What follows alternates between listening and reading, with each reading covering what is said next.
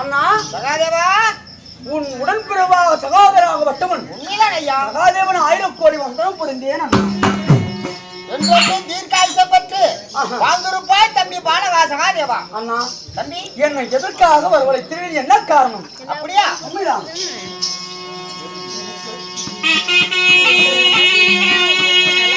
தம்பி ஒரு அவையன் நல்லோ அவையன் ஐயா, அவையோ ஐயாய்.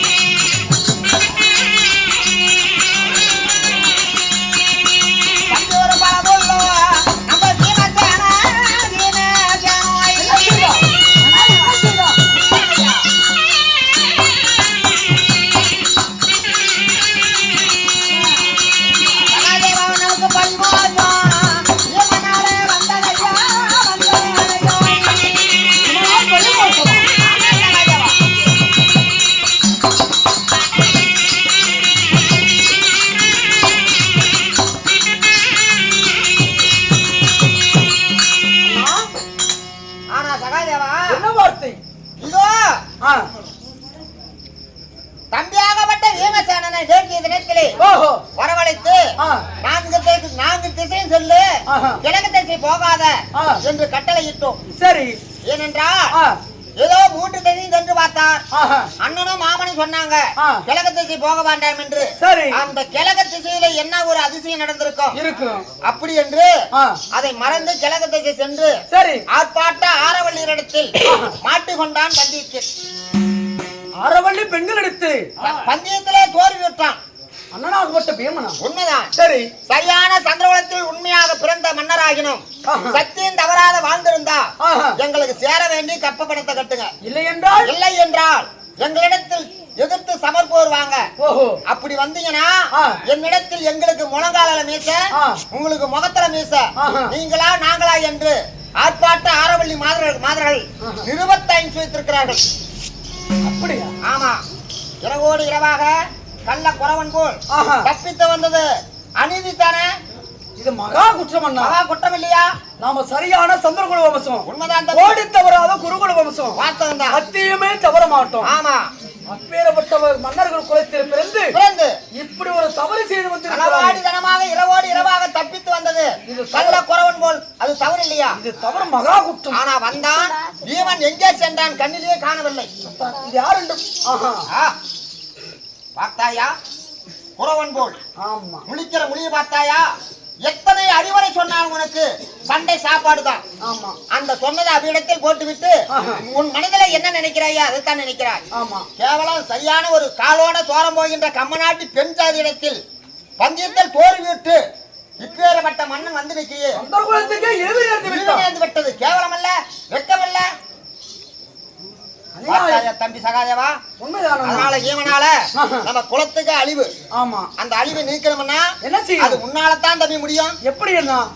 எப்படி தம்பி சகாதேவா? அண்ணா இதோ எதிரியாகினும் பங்காளியாகினும் ஏழையா இருந்தாலும் பணக்காரனா இருந்தாலும் ஆண்டி முதல் அரச வர தோட்டி முதல் தொண்டமாவர அச்ச பிச்சைக்காரன் யாராகினும் சரி நீ பார்த்தா சாஸ்திரம் சரியாக பொருந்தும். உண்மைதான் அண்ணா. ஆனா சொந்தத்துக்கு ஒண்ணு பந்தத்துக்கு ஒண்ணு உற்றாருக்கு ஒரு உறவினருக்கு ஒண்ணு எல்லாம் சாதகம் இல்ல. உண்மைதான். நீ கச்சிதமா பாப்ப. அந்த ஆரவள்ளி மாதரிடத்தில் யார் போனா ஜெயம் பெற முடியும்? சாதகம் என்பது பொதுவல்லவா? அதனால உன் சாதகத்தை பார்த்தம்பி. அப்படி ஆகட்டும். பாருங்கள்.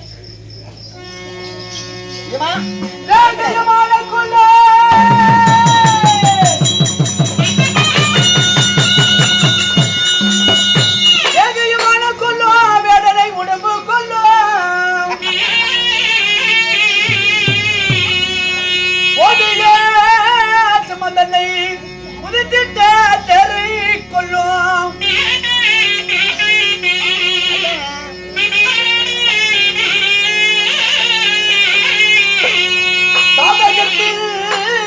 எதிரும் முதிரமாக உள்ளது எந்த நன்னா தர்மநந்தனா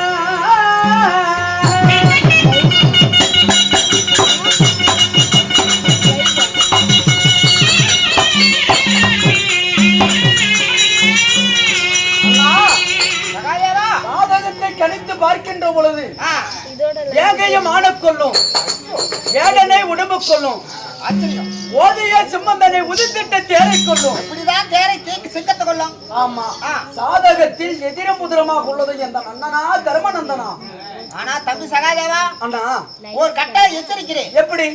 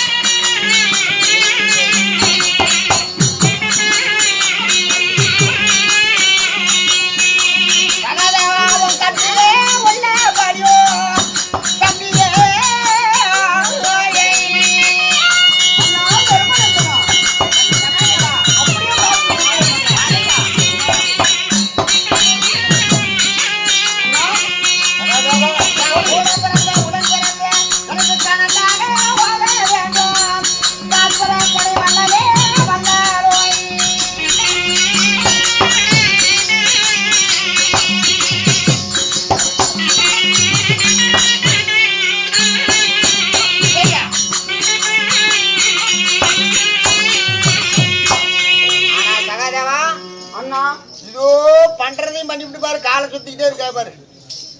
இது ஓவர் ஓவர்.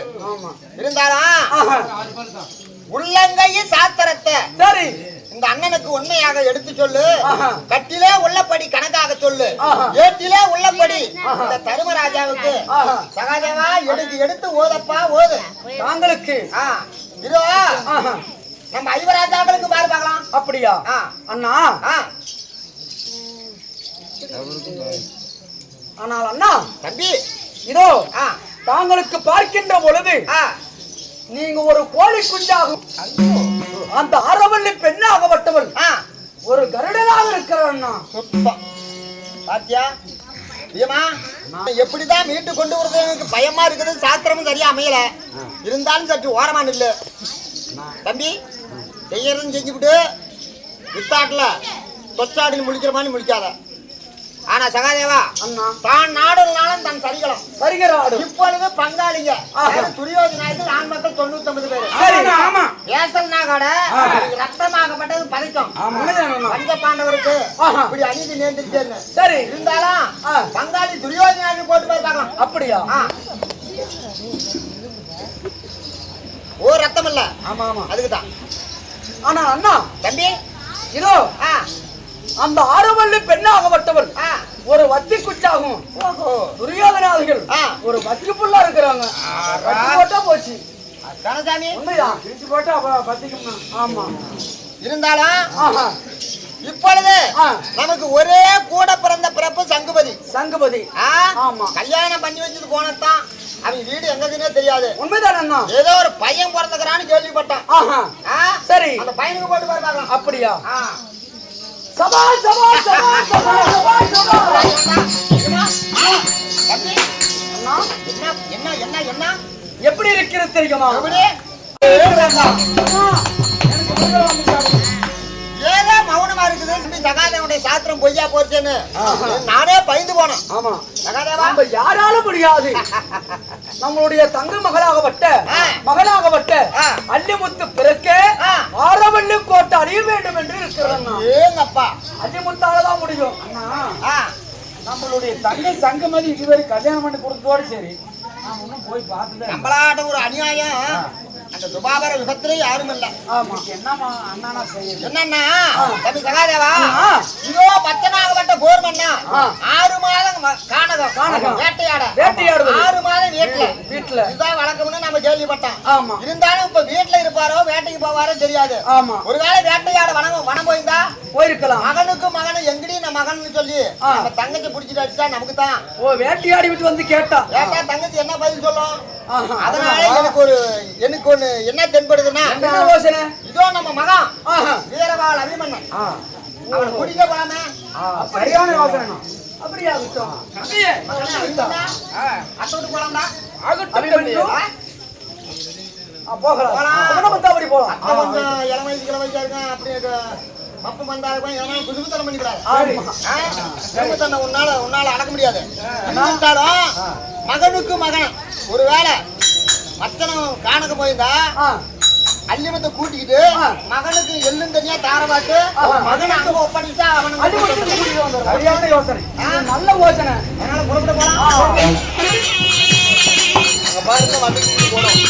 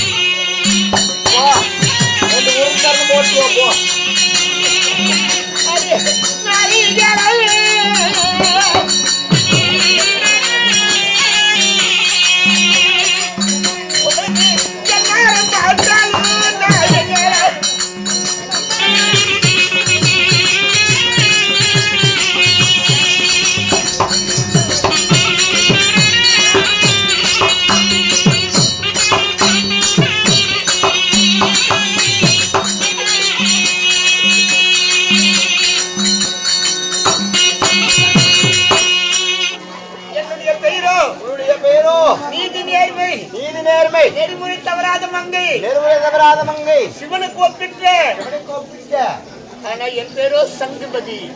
உன்னுடைய பேரோ சங்குபதி. ஆமா, அப்படி சங்குபதியா இருந்தாலும் இந்த சங்குபதியை பெற்றெடுத்த தாய்க்குள்ளே இருப்பாங்க. என் பிறப்பின் ரகசியம் எப்படி? யாரால பிறந்தவன், எங்கே வளர்ந்தவன், எங்கே வளர்ந்தவன் சொல்லிட்டுமா?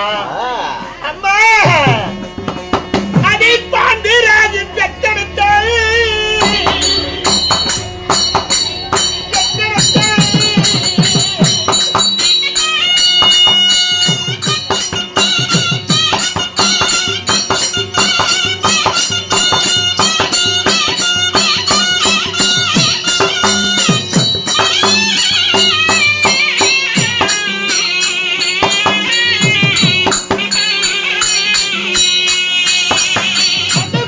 Gonna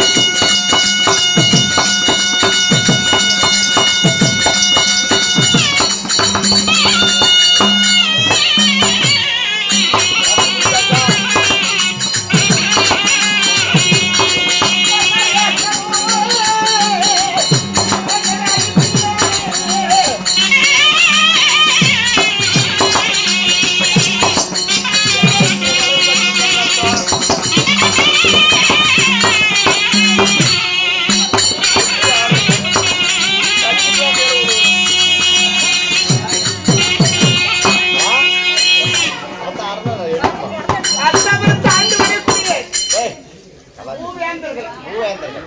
யாராரு? அஸ்தாபுரத்திற்கு மன்னர்கள் யாரு? மூவேந்தர்கள். மூவேந்தர்கள். என் பெரியப்பா திருதராட்டிரன். அதற்கு இளையவர் என் தந்தையார் பாண்டு மகாராஜன். அதற்கு இளையவர் விதர்ணர். சோ அட சாமிக்கு தான் வேணுதான் எடுத்துறீங்க சத்தப்படாதீங்க. விதர்ண மகாராஜன். முதல் மகாராஜன். அப்படி மூவர்களை உரியவர்கள் இந்த அஸ்தாபுரத்திற்கு. அப்படி இருக்கின்ற போது பாண்டு மகாராஜனுக்கு 2 மனைவிகளை மணந்தார் என் தந்தையார். தந்தையாவட்டவர் 2 மனைவிமார்கள். ஆமா. என் பெரிய தாய் குந்தாதேவி. குந்தாதேவி. என் தாய் மந்திராதேவி. மந்திராதேவி. குந்தி மந்தாரிக்கு பிறந்தவர்கள் நாங்க 6 பேர்கள். 6 பேர்கள். தர்மன், பீமன், அர்ஜுனன் என் பெரிய தாய் வயிற்றிலே பிறந்தவர்கள். நகல சகாதேவன், சங்குபதி என் தாய் மந்திராவதி வயிற்றில் பிறந்தவர்கள். பிறந்தவங்க. மந்திராதேவி வயிற்றிலே பிறந்தவங்க. பிறந்து அந்தம்மா சிறு சிறப்போடு வாழக்கூடிய இந்த மங்கை நான் எப்படி பிறந்தேன், எனக்கு சங்குபதி என்று எப்படி பெயர், எப்படி பெயர் வந்தது அதை சொல்ல வேண்டுமென்றால் கல்லடிப்பட்ட கண்ணாடி போல் என் உள்ளமானது எரிமலை போல் குமுறுகின்றது.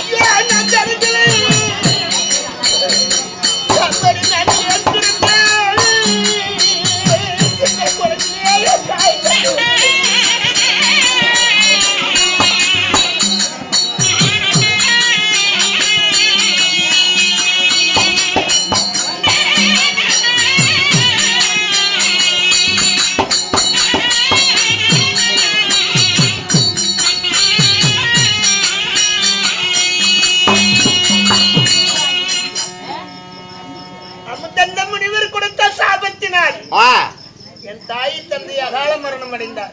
அகால மரணம் அகால மரணம் என்றால் இவர்கள் ஏன் மாட்டார்? ஏன் மாட்டாங்க? எதனால சாபம் நேர வேண்டும்? எதனால சாபம் நேர வேண்டும்? அது அன்று ஒரு நாளையில